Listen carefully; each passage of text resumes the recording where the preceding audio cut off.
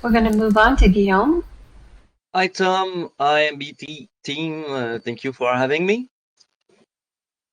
My question is in relation with one question asked in a previous Fireside Chat. So I will read it out loud. So it's in relation of someone asked a question about the effects of music and frequencies in relation of consciousness and matter. And the guy who asked the question was talking about some law of frequency or different frequency in relation of the consciousness. So Tom, you seem to conclude by saying that you will dig more into this topic, and some research by a guy named Leonard G. Horowitz. So there's a lot of belief in relation of specific tuning in music in relation of E 440 and E 444 and like on the other instrument tunings like 432. So I remain really skeptic about those research or this guy, Dr. Horowitz, about specific tuning in relation of consciousness and music or something like that. So there's a quote about Nikola Tesla, who I will cite it right there. It said, if you want to find the secrets of the universe, think in terms of energy, frequency, and vibration. And I think that nothing can highlight this more than cymatics with just a vibrating plate forming beautiful patterns, beautiful geometrical patterns that are relative to the geometry of, by example, the plate and the sound of the plate. I don't know if you know what I mean by that. Oh yeah, I know what you mean. Okay, thank you. I will really like to have some feedback about the specific tuning of an instrument, of a music instrument, and how a specific tuning frequencies could have a positive effect on matter or on the quality of consciousness. I think it's a very important subject that I've made a lot of confusion in the musician community around the world. There is also a lot of belief concerning this tuning system, and I will want to hear more about that. So I will go right on my question. So if a certain frequency can modify the degree of symmetry of a drop of water, is a specific tuning could help? So my question is a specific tuning could help to lower entropy and help to get rid of certain fear, or to be used to attain a certain state of consciousness during a music concert? Okay. Kind of yes and no across all of that. That was a pretty broad sweep across things. The yes part would be things like binaural beats.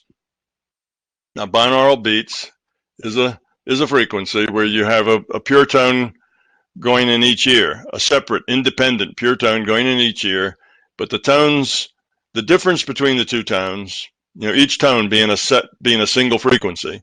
That's what tone means, a single frequency. Then the difference between the tones creates a beat frequency.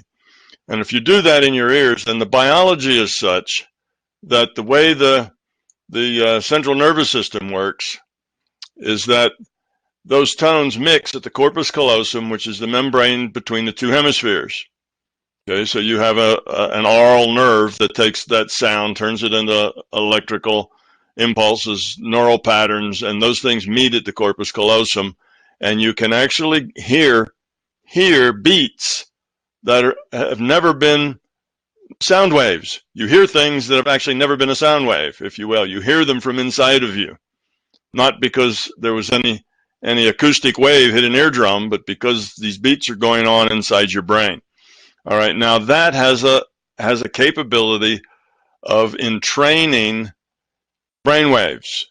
So if you put an EEG on such a person listening to binaural beats, and you make that binaural beat be 4 hertz, and then you make it be 10 hertz, and then you make it be 20 hertz, you'll see that more of their EEG energy, which is scattered all across the frequency spectrum, more of that energy will tend to move to that binaural beat frequency. That's what they mean by the binaural beat entrains the EEG, or entrains brainwaves. It just shifts more of the energy that is spread over lots of frequencies into that particular frequency that's the same as the beat frequency. Okay, that's been done and studied, and that's in effect. And what it does is that if you listen to these binaural beats, you will, and the binaural beats are down around a theta state, around 4 hertz, it will put you into a meditation state, or at least a state of consciousness that is very similar to what people get into when they meditate. So that's kind of a common tool for people learning to meditate. So that's a case where sound affects, quality, or not quality, sound just affects your awareness of your state of consciousness. Okay? Because some states of consciousness, you're very aware of the outside world, and some you're not so much. You're more inward, aware of the inside world. So we just call those states of consciousness. And yes, sound can affect states of consciousness. And we all know that sound can affect feeling. I mean, anybody that's ever done a soundtrack for a movie knows that, sounds will create feeling. So when the bad guy is just about to grab the heroine who's, doesn't know the bad guy's hiding behind the bush, the music runs, gets the whole audience up into a very tense state to go with the tense video that's going there. Or if something surprising happens, the music has to display that surprise, or the happiness, or the frivolity. And the music is a very important part of a video, because the music helps create the emotional state that goes along with the visuals. And most of us have been we've watched so many things in video that all we have to do is hear a certain kind of music, and it immediately snaps us into a particular attitude. You get that dun dun dun dun. You hear that music, and right away, what does that do? That puts you into a different frame of mind than if you heard something that was very frivolous. Or even Beethoven's dun dun dun dun. You hear that, and that does something to you emotionally that is different than something lighter. So yes, music obviously can affect the way people feel and can affect their state of mind. Well, music, I should just say acoustic vibrations, sound can do that. All right, so that being said, that's done basically with a simple system. Like the binaural beat's a very simple system.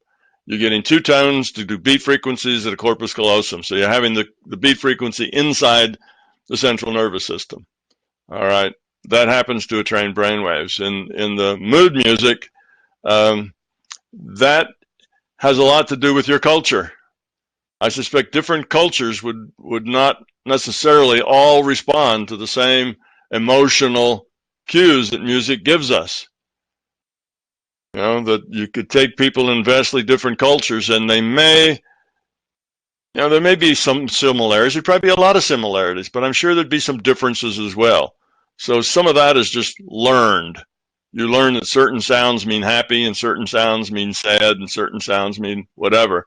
But for the most part, I think humans react emotionally to sound. Okay? Because sound can be very emotional. You have violins that sound like they're crying, and that's then very sad music. So we have those connections. But now what you're talking about, if we define middle C, at a different frequency, if we take middle C and say, well, that's this frequency, no, let's shift that up to a different frequency. So if you define where the scales are, then our music that follows those scales all shifts a little bit. It'll be a little brighter, or it'll be a little more subtle, a little lower.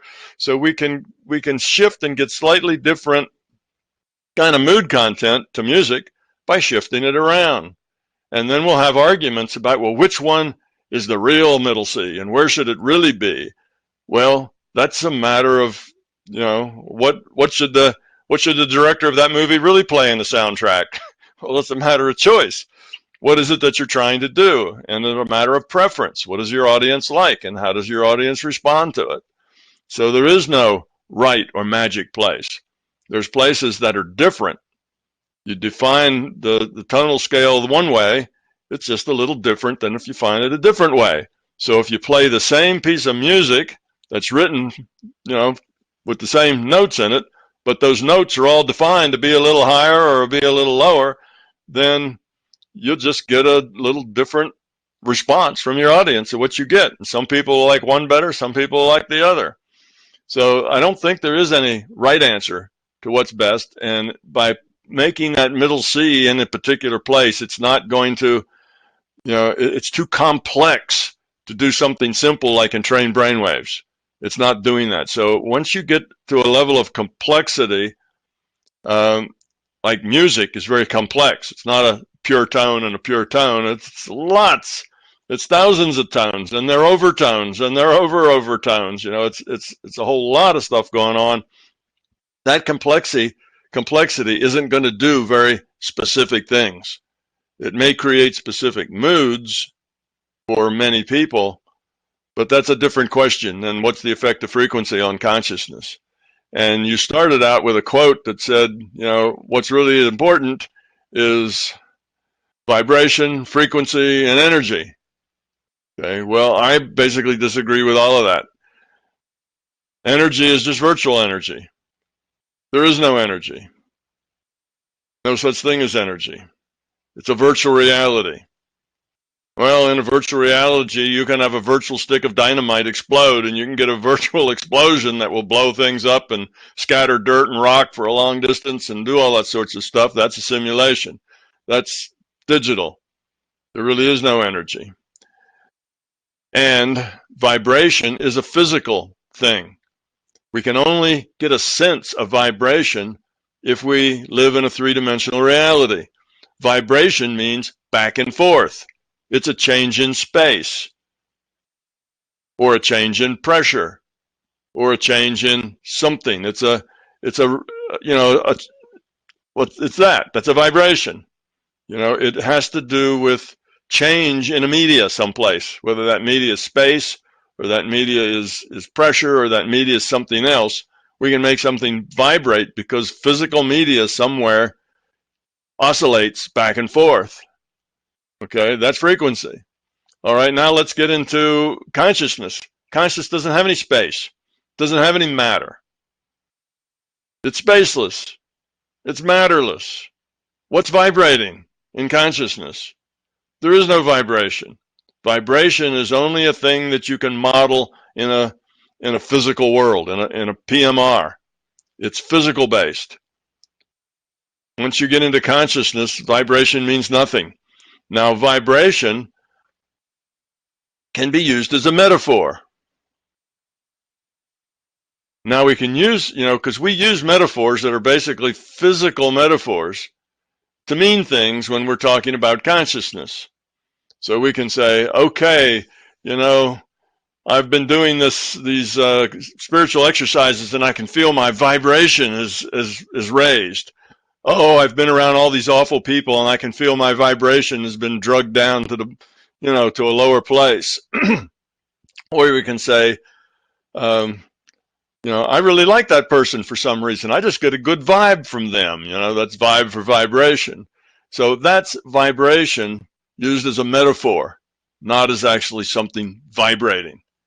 So vibration, the metaphor, can tell us, we can use it when we're talking about things of consciousness, but we have to realize it's only a metaphor. The idea that you have, and I've seen schemes where they have like spiritual growth, and you have 27 levels of vibration, and they're all broken groups of 7 or something, and you go up from this vibration to that. That's all metaphorical. None of that is actual. Okay, it doesn't actually work like that. But if you want to make those metaphors, make a system using those metaphors, well, have at it. That's all right. People can use whatever metaphors speak to them. So in consciousness itself, there is no vibration. Vibration requires space. You can't vibrate without space.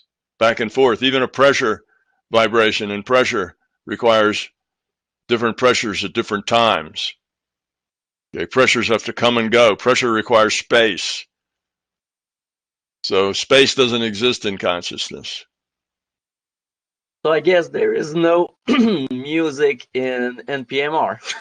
If there is no vibration out there. No, it's not necessarily the case. In NPMR, you basically have just a lot of different virtual realities.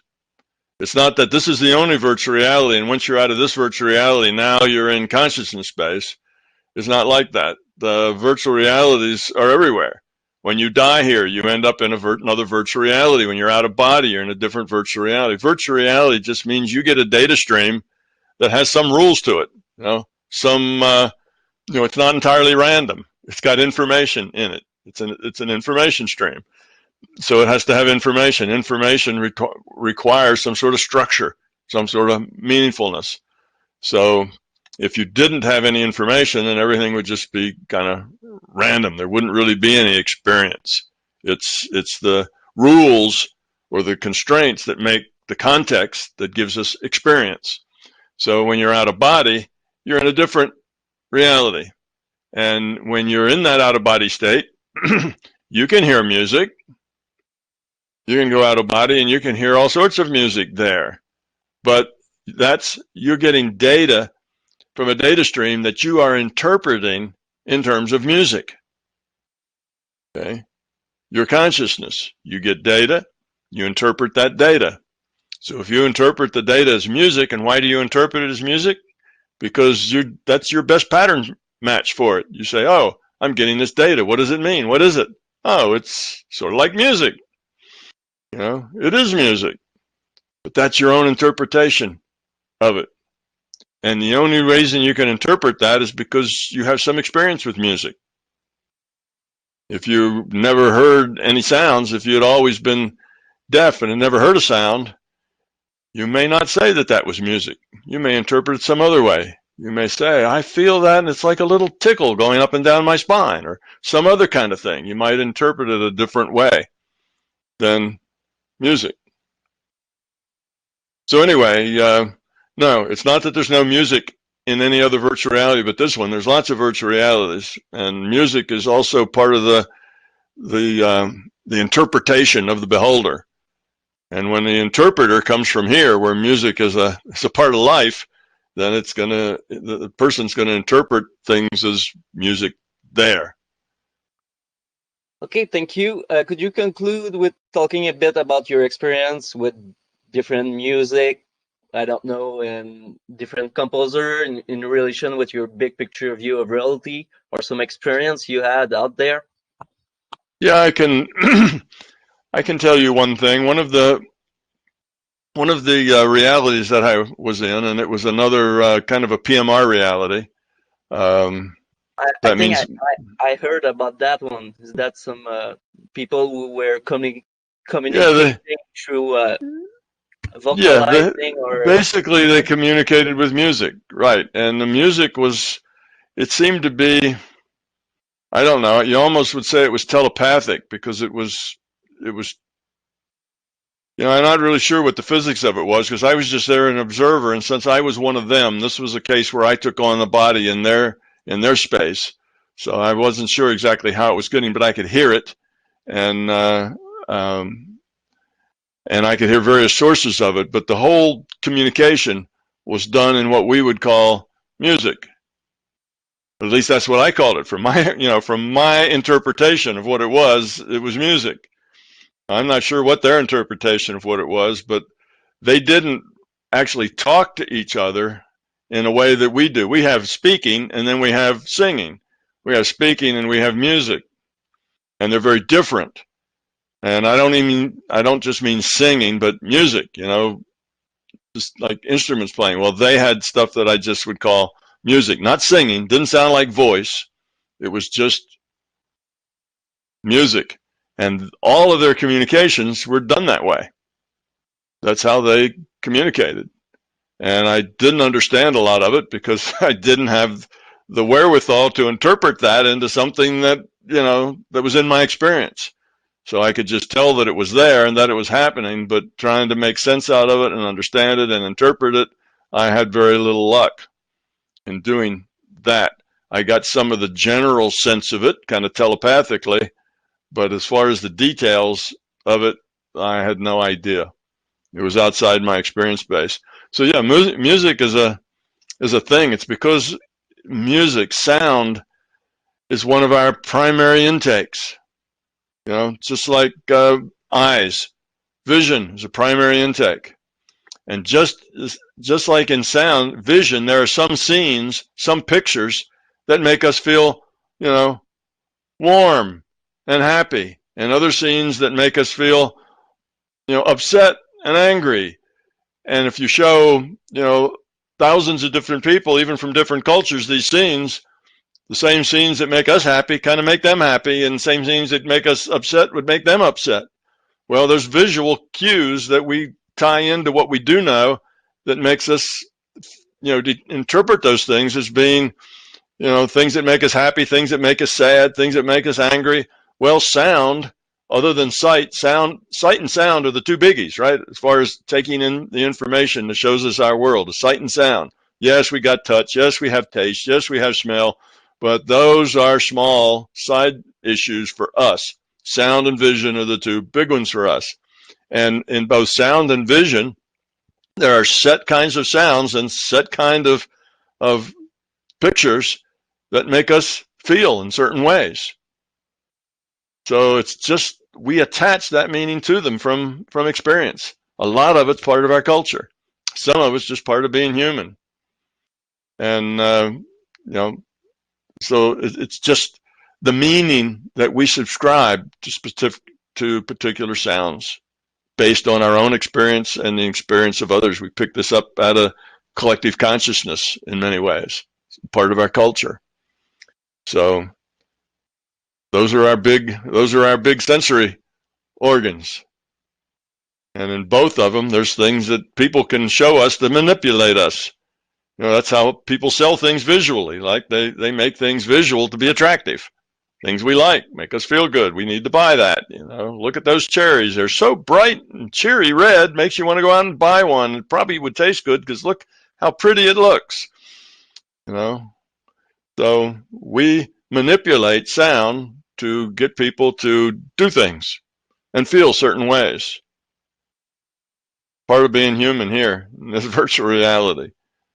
Any place that has vision and sound, whatever entities live there, it's going to be the same way. That vision and sound, if that's their primary communication media, then they're going to learn to interpret some of it as nice and some of it as not nice, and they will be able to move their feelings, just as sound and sight does us. Nothing particularly magic about that. It's just we're a very complex system. And we make associations because we're conscious.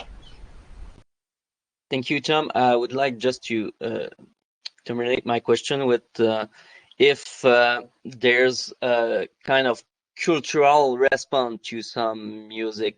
Can we have like an direct intent or some kind of specific intent behind music that could maybe have stronger messages or something like that? Do you know what I mean by that? No, I missed that. Okay, there is a cultural preferences in music, obviously. You have Eastern, you have Western, you have different kinds of music that different cultures prefer. Yes, I understand that, but when someone is playing maybe a specific piece of music or is improvising on an instrument, is there some, because you say there is no magic behind sound or something like that, but could you have some more magic by have a specific intent behind the playing of an instrument or playing a piece of music or something like that? Yes, I do now. Yes, absolutely. because we communicate in many different ways. And I said sight and sound are two major ones for us. Well, there is another major one that we use that we don't talk about much, and that is telepathy, okay? Mind to mind. And when a person is playing music, if that person has a very strong emotional content as he plays, then not only does the listener hear that emotional content expressed in the sound, but they also feel that emotional content from the player. So the person gets both of those. We're all netted. All consciousness is netted to all other consciousness. So if somebody is in a very strong or deep or clear emotive state, other people can pick that up from them. And if they associate then that, if that correlates with the sound they're getting, then that makes the whole thing better. You know, so the musicians and the painters and most of the other artists, that's what they mean when they say they put their soul into it. You know, it's not just them being competent with an instrument, it's the feeling they bring to it. It's what, you know, they bring from the inside. It's the way they feel about what they're doing has a lot to do with the way other people interact with that sound, because you get all three of those tracks. You get sight, sound, and you get mind to mind, feeling to feeling. So surely somebody who's playing an instrument who is expressing deep feelings and whose mind is really involved in that music, that's going to sound different to somebody listening. They'll just think it's all sound, but it's not all sound. You know, some of it is sight, because they look at that person and they see that musician and his eyes are shut and you can see expression on his face. So you get the visuals that show you his depth of connection with the music, and you also get the sound of expressing that connection, and then you get the mind-to-mind sound of experiencing that connection, and all of that together makes a very dramatic impact. That's why going to a concert live is different than going to one that's been recorded. You can listen to it, you know, a perfect, very, very high-tech, very precise rendition of it on a tape recorder, and it's not the same thing as being there watching the person do it, you know, being a part of it, because you miss those other aspects of it, or you can miss those other aspects of it. It's not the same. So that's why people go to live concerts rather than just buy CDs. It's a different experience when you're there. It is very different, isn't it?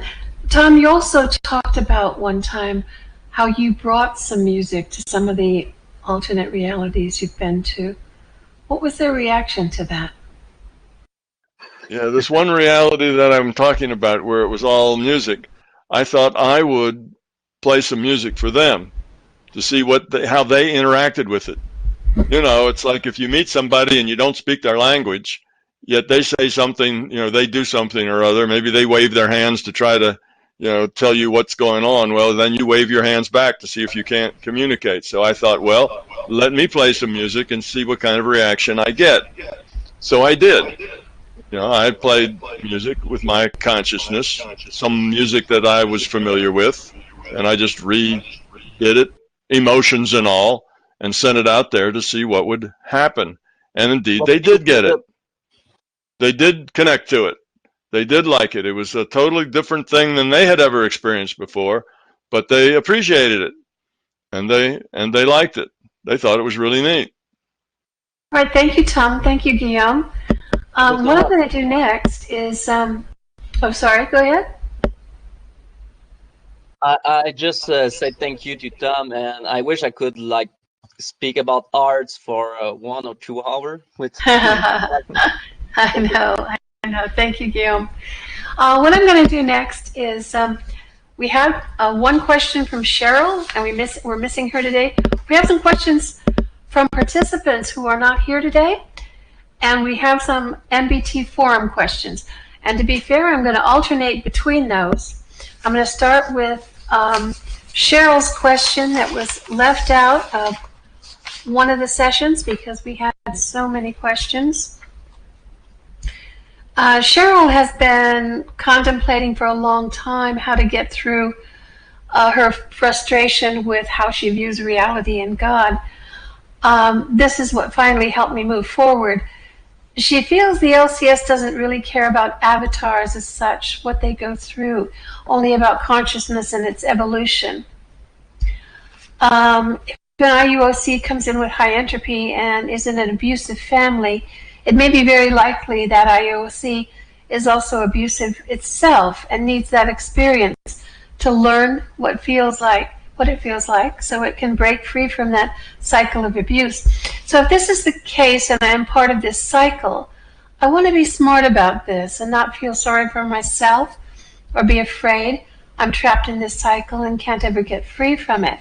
I feel I've made some good progress over the last 4 years, but since I am still so close to it, won't I just fall back into the cycle in my next life, since I will forget everything done here?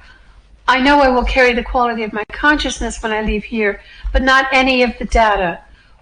What, if anything, can I do or think to help my IUOC continue to grow past this?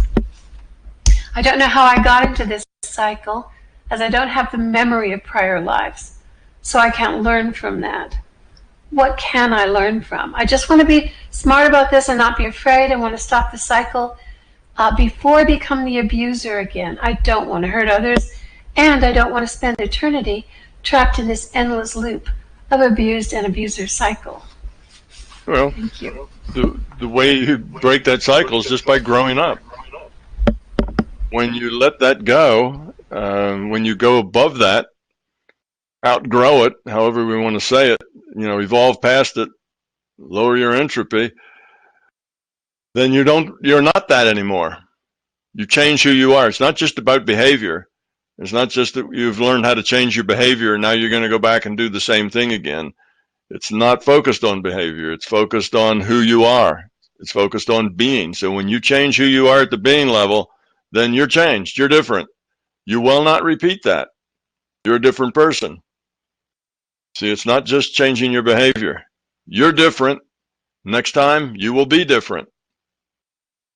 Now, evolution can be a slow process. It doesn't mean you will, take great leaps forward every incarnation, but you will, by a series of changes of your being, outgrow that cycle of abuse, and it just won't happen to you anymore. You won't perpetrate it. You won't pass it on. You won't, you'll know how to deal with it if it happens to, something that you have to deal with in a life.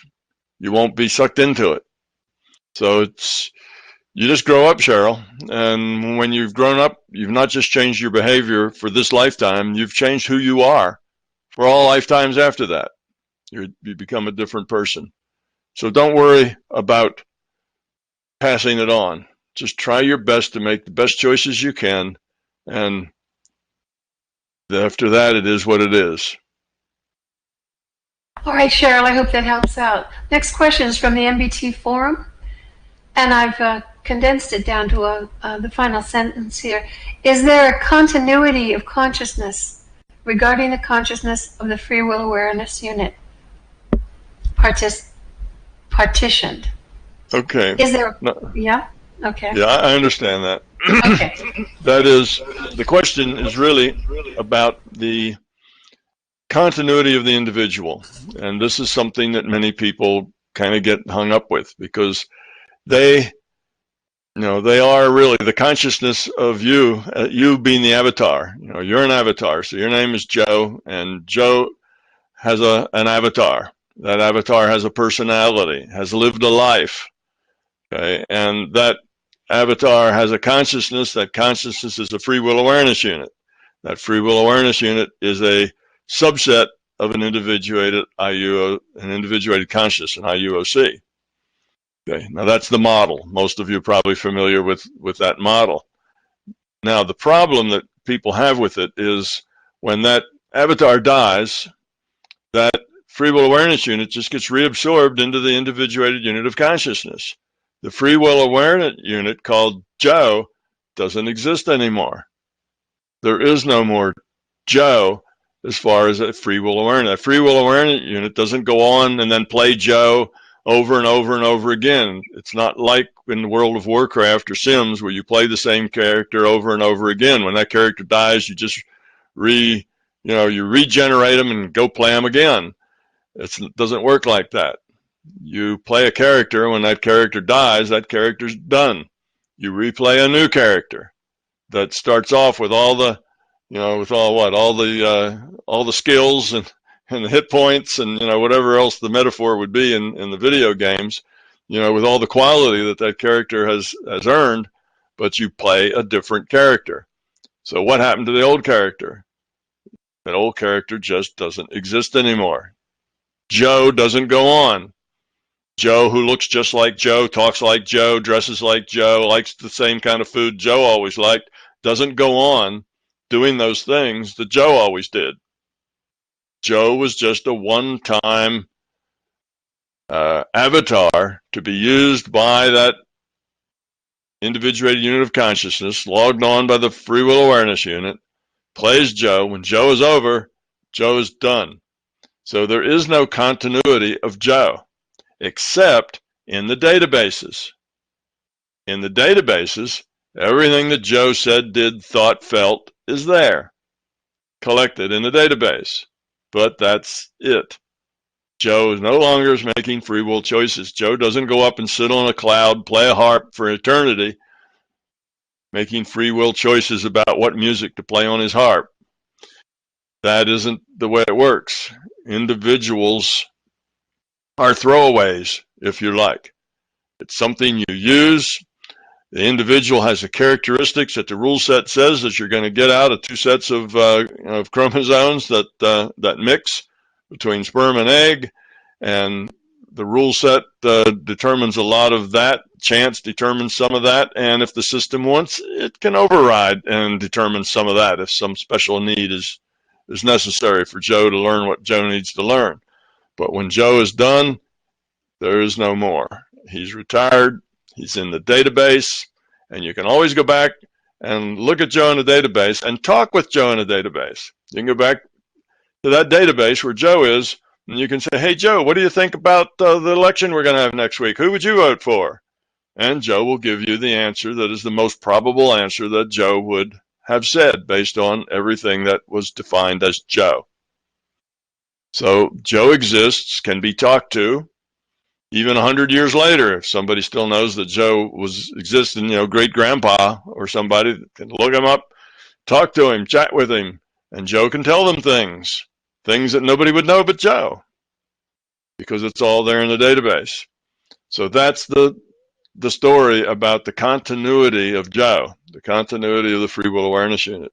It only continues as information. If the larger consciousness system wants to play Joe to a character which is Joe's great-grandson, then it can do that, and it will animate Joe's database to have a conversation with Joe's grandson or great-grandson or great-great-great-great-grandson. And it will be true to Joe. So Joe is always available for consultation as the system plays Joe to whoever it is that wants to consult with him. But Joe is no more, just as information is there. Okay, so that's a hard thing for some people to do. Joe, here as the avatar, wants to be immortal. He wants to go on as Joe, because that's how he identifies himself. He identifies himself with that avatar so much that he wants that avatar to continue being that avatar. So you have little Joes keep popping up every so often. But that doesn't work well, because Joe is a product of his environment as well as a product of his genes. And now next incarnation, Joe, is a little girl in, who knows where, Tibet. He's a little Tibetan girl. Totally different culture, different sex, totally different environment, totally different gene pool. that's going to, define what the physical body could be like. Now Joe is going to have to go play that as Joe. You see, that doesn't work. Joe can't play that as Joe. It's the wrong environment. It's the wrong gene pool. Everything there is different. So it just doesn't make any sense for Joe to keep playing Joe. Now, if Joe is only going to be as his character Joe, and he shows up, never in Tibet, but Joe's always going to show up in around the same environment. But if he does show up in Tibet, he's going to be Joe. He's always going to be male. He's always going to have the same personality. He's always going to like the same kind of food. He's always going to be Joe. Well, if you always play the same character, you're going to limit yourself tremendously to the experience you can have. It's like, doing the same thing day after day after day. You're the same person. You're not going to grow up very efficiently that way. You need diversity. You need a diversity of experience and a diversity of challenges. So for Joe to continue on being Joe and having avatars that maybe if they don't look exactly like Joe, they have his personality, that isn't helpful to your growth. So it's not only not rational as far as the system goes, it doesn't work. So Joe, I'm sorry, Joe is going to end when Joe's avatar dies. And then Joe, the IUOC, who was the root consciousness for that free will awareness unit that played Joe, that goes on. Joe, in that sense, the sense of his IUOC, Joe is immortal. Joe's a part of something bigger than just Joe. And as a part of something bigger than just Joe, Joe lives on because his contribution to that evolution of that IUOC is always there. The contribution doesn't go away or melt or dissipate. So in that sense, Joe lives on as his contribution lives on, but he doesn't live on as an avatar continually named Joe, or continually with that personality, or with that same mindset, or with those same beliefs, and with those same fears. That just wouldn't be productive. So the avatar you have, you should not identify too strongly with the avatar. Identify with your IUOC. You don't even identify that strongly with your free will awareness unit. You identify with your individuated units of consciousness. That's who you are. You're a piece of that consciousness. That's who you are. And as such, you're immortal. You pick up different identities.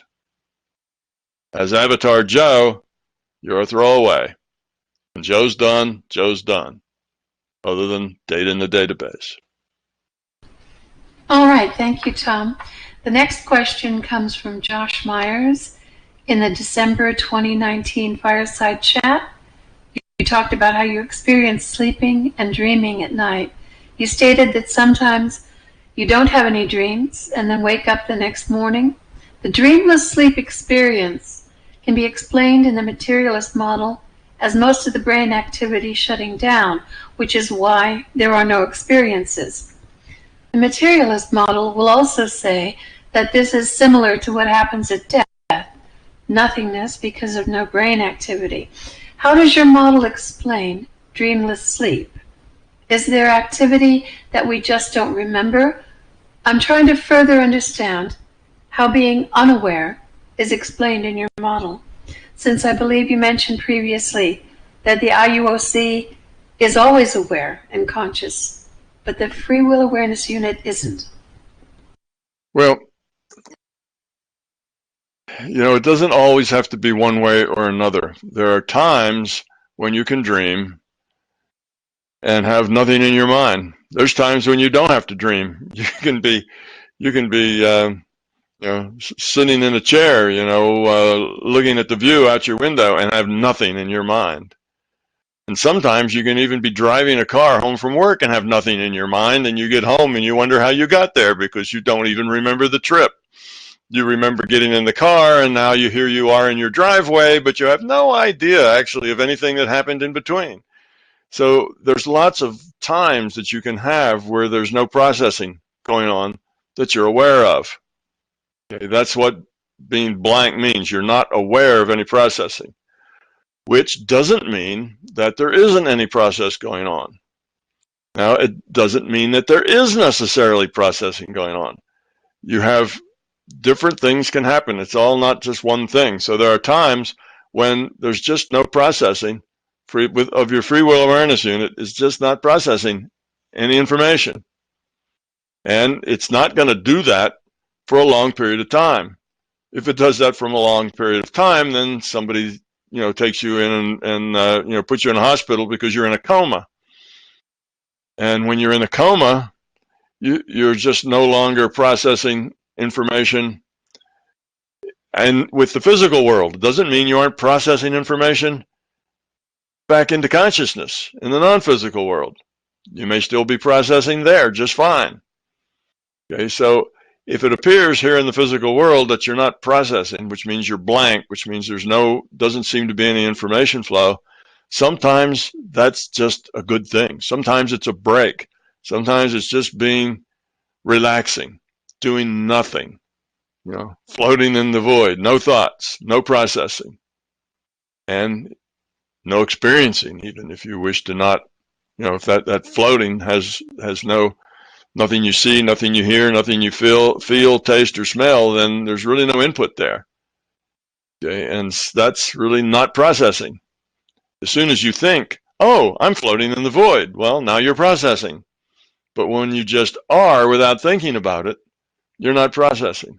That can happen at night. Sometimes you don't always have to do a lot of dreaming, although studies of people sleeping, almost everybody goes through 90 cycles of sleep cycles for 90 minutes, and you go through REM and you go through delta, and you dream in these cycles. Every 90 minutes you have a period of dreaming, they would say, but that's just average. It doesn't mean that everybody does that every night.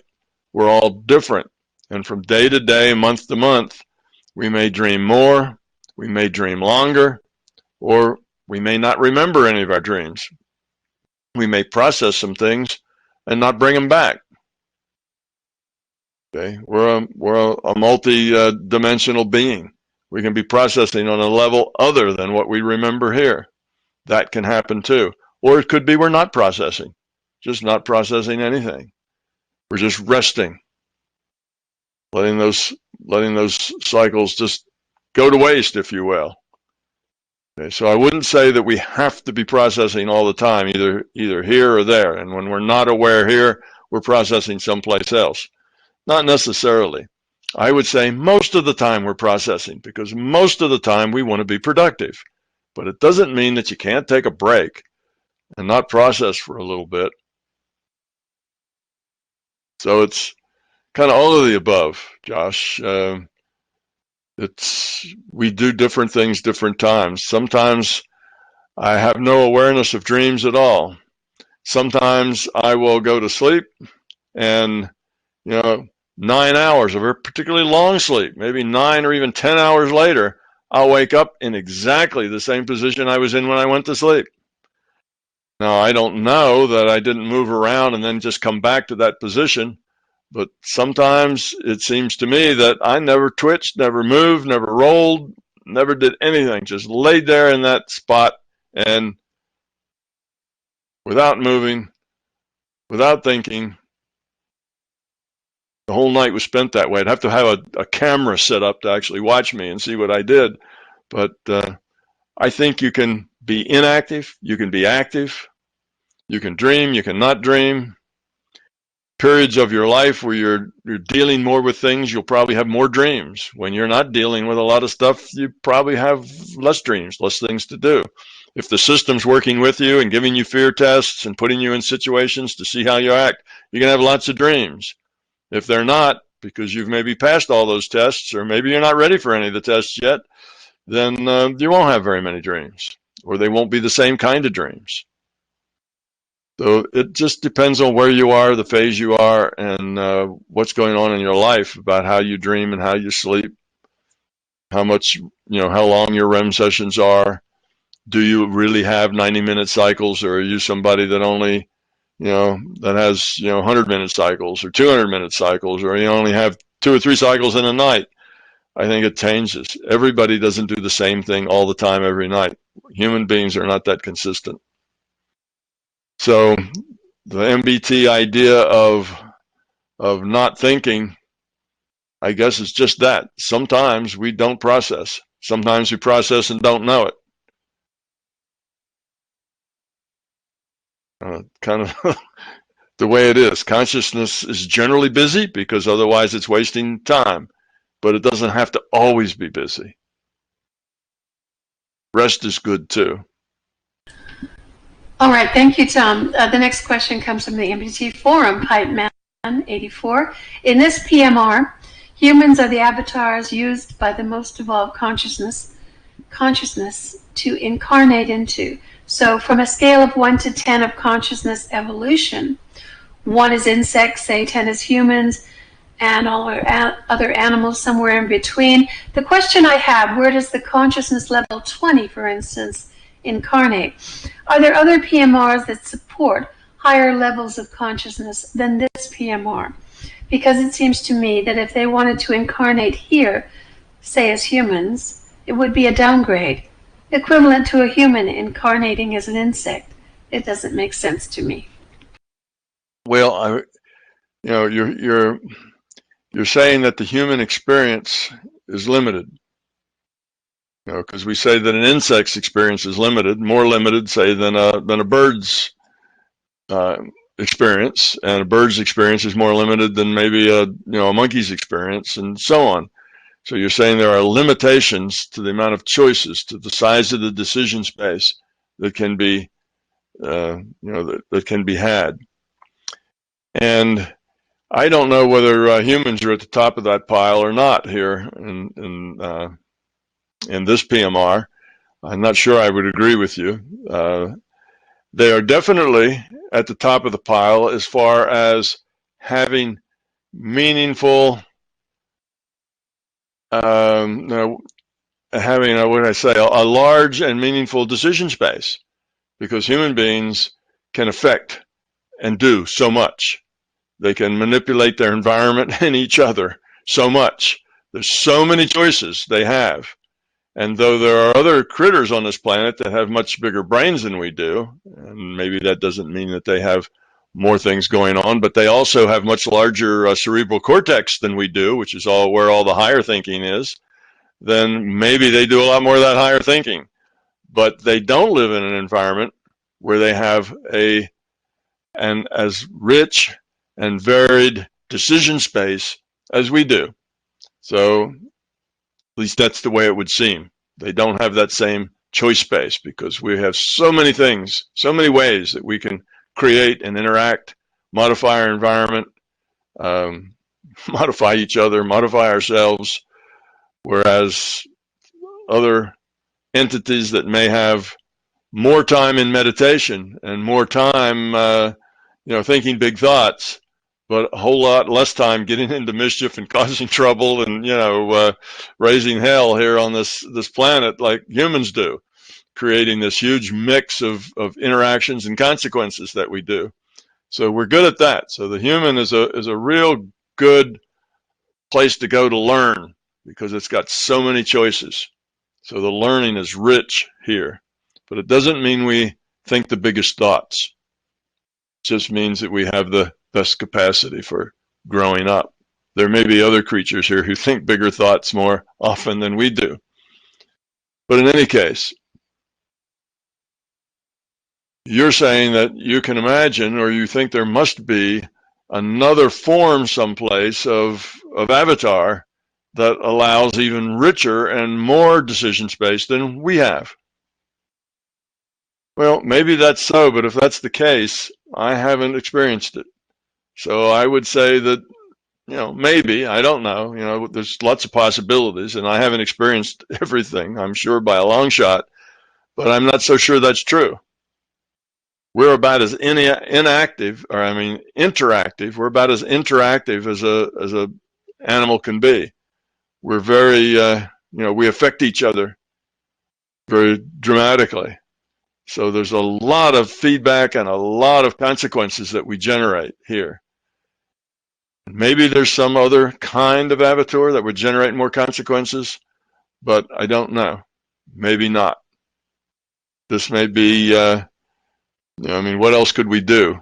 With our opposable thumbs and the technology we've created, we can manipulate and change and create choices that are almost unending. And that just keeps growing, the choices we have. So, good choices and bad choices. I think I said in my book someplace that, human beings have the choice to destroy the world in one of, like 5 different ways. Yet I don't think a pod of dolphins, has much of a choice to destroy the world. See, they don't have that same level of interactivity that we do, even if they think much bigger thoughts much more often than we do. They may have superior consciousness than we do, maybe. But if they did, they probably got it being human first, because this is where all the action is as far as growth goes and being challenged. But probably not. So anyway, I'm not sure I would agree that just because you see this hierarchy of, insect, I don't know what, small mammals, bigger things, going up to where you get complex humans, and you think, well, why not just keep right on going up? Well, perhaps if you had beings, let's say, that didn't live in a 3D space, but lived in maybe, I don't know, 5D space, a 6D space. Now I'm talking about dimensions, geometric dimensions. They would have more ways of interacting than we do, right? If they were in a 4 or 5 dimensional space, because there'd be that many more ways that they could configure things and do things, and that much more complexity in doing them. But would it actually, all that extra complication, actually make it easier for them to grow up? Or is there some sweet point somewhere here in the middle where you can get about your maximum amount of growth without spending so much of your time dealing with the complexity of the environment? So who knows? Humans may be it. We may be that peak. Although you can think of more complicated PMRs, just because they're complicated doesn't mean that the decision space that the beings there would have would be that much different. But it's hard to us to even think of such spaces, so I don't know. It's like we're trapped here in our own set of experiences, and it's hard to think outside of our own experience. So there may be some other sets that are better growth inducers, but if I was put in one of them, I wouldn't understand what was going on. So I probably wouldn't even interpret it as a very intelligent space, because it would be so far outside of my own experience, I wouldn't know how to interpret it.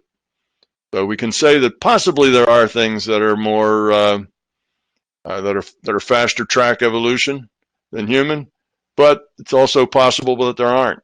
That the humans represent the sweet spot for consciousness growth. But if there are things that have a sweeter sweet spot than us, then I'm sure the system would be using them, and would probably using them mostly, and we would just be a sideshow, a historical sideshow the way it was in the old days, perhaps. And most of its energy would be put in these other more productive spaces. I don't see that happening. And maybe it's because it's just outside of my vision to see that. Or maybe it's just not like that. Maybe this 3D reality is about as complex as it needs to be for us to optimize our decision space, our effective growth-inducing decision space. Mostly the decision space we have here in this PMR is more than we can handle. There's more decisions than we're really able to make well. We make a whole lot of them not so well because we have so many. So I don't know that I would agree with you that we're not the sweet spot. We may not be, but maybe we are. Also, Tom, I think his question suggests that higher level consciousnesses would not want to be here, but I think you've mentioned that that's not true. No, higher level consciousnesses come here to help others. Right. I think. Yeah, if you're a high level consciousness, it's all about love. How can I help? And where you go to help is where people need help. So if here's a place where people are struggling to grow up, well, here's a place where you need to go to help. If you're in a place that is so much more grown than this, that everybody's grown up and they're now only growing up by little tiny bits because they're all so evolved, well, all those people would want to do is come here and be helpful, because that's what you do when you grow up. You want to be useful and helpful. You want to give back, not go escape with the other, wise people and get away from this place. You want to come back here and be useful. Otherwise, you're not grown up. That's what grown up means. It means you care.